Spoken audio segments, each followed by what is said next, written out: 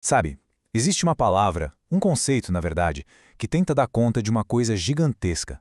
O que, no fim das contas, nos torna humanos. É uma ideia que nos coloca acima da simples biologia, e ela é poderosa, quase misteriosa, e redefine tudo o que a gente pensa sobre progresso. Superorgânico. Pois é uma palavra e tanto, né? Parece até nome de filme de ficção científica, algo assim. Mas o que ela realmente quer dizer? O que pode existir para além do orgânico? Essa é a grande questão, não é mesmo? A gente vive tentando responder a isso. Será que é a nossa inteligência, a nossa capacidade de criar ferramentas? Bem, para alguns pensadores, a resposta está toda contida naquela palavrinha, o superorgânico. E para a gente mergulhar fundo nessa ideia, vamos usar como nosso guia os insights da obra Cultura em 250 Conceitos e Definições, do Luiz Newton Correa. É um trabalho que ajuda a gente a desembaraçar a origem e o impacto desse conceito tão fundamental. Ok, então vamos lá. Para sacar o que é o superorgânico, a gente precisa primeiro entender a oposição central que ele propõe. É quase como uma batalha entre o que a natureza nos deu e aquilo que nós mesmos criamos.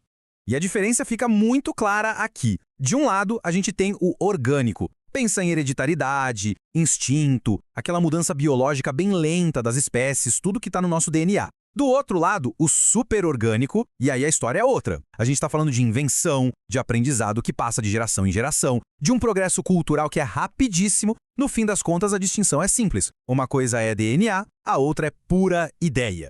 Mas essa distinção não foi sempre tão óbvia.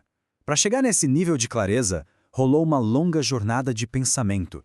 Uma verdadeira disputa sobre quais palavras usar para descrever a experiência humana. Se a gente voltar para o comecinho do século XX, as palavras cultura e civilização eram usadas quase como se fossem a mesma coisa, e no geral se referiam principalmente ao avanço da tecnologia, ao conhecimento técnico de uma sociedade. Essa separação, que para a gente hoje é tão clara, ainda estava sendo construída.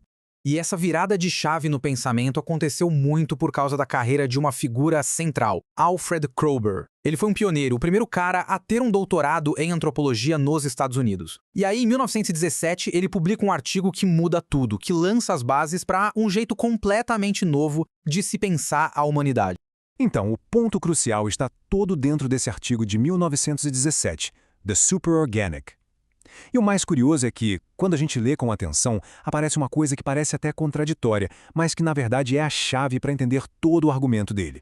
Agora, olha só para esses dados. No artigo mais famoso dele, onde ele está falando sobre o que hoje a gente chama de cultura, Kroeber usou a palavra cultura só 6 vezes. 6. Enquanto isso, a palavra civilização aparece 51 vezes. Por que ele faria isso? O que ele estava realmente querendo dizer ao preferir tanto a palavra civilização? E essa citação dele explica tudo. Para Kroeber, a civilização era a prova de que o progresso humano não depende de mudança biológica. Pensa assim, uma espécie animal evolui mudando o próprio corpo. A gente, não. A gente avança através da invenção. A gente cria uma ferramenta, uma linguagem, uma lei. Nada no nosso DNA precisa mudar para que o nosso mundo se transforme por completo. E aqui está a definição final. O superorgânico é essa camada da realidade, feita de tudo que a gente cria e aprende, que meio que flutua acima da nossa biologia. É um domínio que tem regras próprias, que não evolui por seleção natural, mas sim por invenção, por difusão de ideias, por aprendizado. É isso que nos torna radicalmente diferentes. E essa separação entre cultura e biologia não foi só um debate acadêmico, não. Foi um momento decisivo, com consequências gigantescas e duradouras para o jeito que a gente entende a diversidade humana e até o nosso próprio potencial. Então, por que essa ideia é tão importante? Primeiro, porque ela tira a cultura do campo da biologia e a torna autônoma. Segundo, ela define que o nosso progresso é aprendido, não herdado. E isso é libertador, porque simplesmente destrói qualquer argumento de que uma raça, um povo, é biologicamente superior a outro. A cultura se torna um campo de jogo aberto. E isso abriu as portas para toda a antropologia moderna. Isso tudo nos deixa com uma pergunta final para refletir.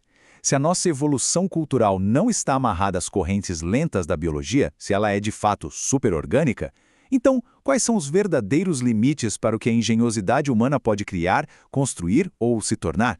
Aonde isso pode nos levar?